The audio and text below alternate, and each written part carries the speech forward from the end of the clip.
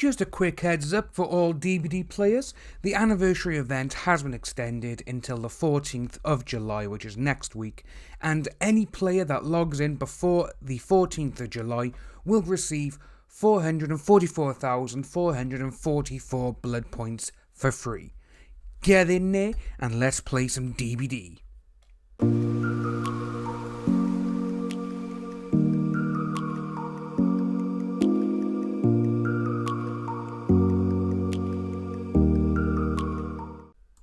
Ladies and gentlemen, we have a lot of new patch notes which have currently been leaked for Dead by Daylight. These will be happening within the next week or two because obviously it is now July, it's a month after the last chapter release, and it's almost a month and a half until we get a new one. But, we'll wait and see what happens there. Obviously, that's September. But we're going to take a little look now at these patch notes, which have been found by Leaks by Daylight, which I will leave a link below because there's quite a few bug fixes on there that I'm not going to go through in this video. So we're going to jump straight into it, and we have the Cannibal, so good old LeatherFace.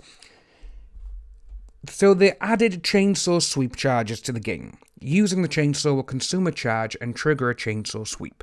During this time, the Cannibal can extend the chainsaw sweep by pressing the power button before the power bar fully depelts. The more charges are used, the longer the mist cooldown and tantrum, if colliding with obstacles, which we love that. In numbers, so we got the Cannibal start with 3 charges. Triggering the chainsaw will start a chainsaw sweep that lasts 2 seconds. During this, each charge used after that will reset the chainsaw sweep timer back to 2 seconds. Each additional charge used increases the missed chainsaw attack cooldown tantrum by 1 second.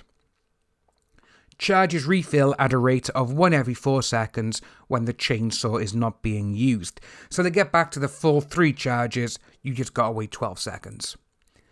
The Cannibal's maximum speed during a chainsaw sweep has increased to 5.2 meters squared from 5 meters squared.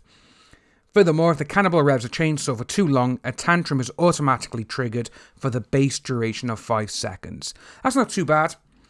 So when a tantrum is triggered, all remaining charges are consumed.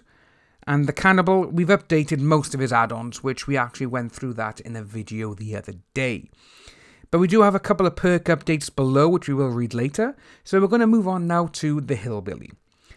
They've added the Overheat Mechanic, which I think is absolutely fantastic, and finally it's been done, because a lot of the times with Billy, he's like an F1 car, he just runs and zooms across the map like there's no tomorrow. He's like Linford Christie or Usain Bolt for the newer generation. So, Hillbilly added the Overheat Mechanic. Using the chainsaw will now build up heat when reaching the maximum amount of heat. The chainsaw overheats and cannot be used until it's cooled off. So this is what we got by the numbers. The chainsaw heat meter starts at 0. You start revving it and it adds 5 charges automatically.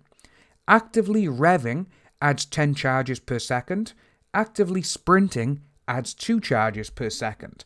When not using the chainsaw, the heat meter dissipates at a rate of minus 3.5 charges per second. When the chainsaw overheats, the heat meter dissipates at a rate of minus 6.6 charges per second. If the heat meter reaches 100 charges, the chainsaw overheats. That's not too bad. If the chainsaw overheats during a chainsaw sprint, the sprint is not interrupted, which kind of... That's like, why are you doing it then? If they're doing a sprint and it overheats, they can still get you. Maybe, maybe the sprint when you're using the chainsaw, maybe when it overheats, it automatically stops you. A bit like how with Legion when he's doing his frenzy attack and he stops. Something like that. The chainsaw goes through the cooldown phase after the sprint has ended. And they've also updated most of his add-ons. So, now we're going to take a quick look at the perk updates. Franklin's Demise, instead of the item losing charges when dropped, the entity will consume the item after 150, 120 or 90 seconds. This if it's not picked up. Additionally, Franklin's Demise will reveal the aura of items on the ground within 32 meters. Knockout now triggers on basic attacks only. Additionally, survivors put in the dying state by your basic attacks will crawl 50% slower for 15 seconds. During this time, they are affected by the blindness status effect, so no one can see them. Lightborn, not Tinkerer. Tinkerer is next. Lightborn grants immunity to the blindness caused by flashlights and firecrackers. Survivors that attempt blinding you have their aura revealed for 6, 8, or 10 seconds. And Tinkerer now triggers at 70%, down from 85%, and grants the undetectable status effect for 12, 14, or 16 seconds. This is all up from 8, 10, and 12 seconds. So the update's not actually bad. I do admit some of them are actually going to be really good. I can't wait for it to happen. The actual PTB for this build and to see what's going on, I believe is actually going live tomorrow on the 8th now. It was meant to start today, but for some unknown reason, they had an issue with it and they couldn't do it. So it's actually starting tomorrow. With the bug fixes, there is a lot on this. I'm not going to go through them in this video because there is, like I said, there's a lot. But I will leave the link below for people to go and see them.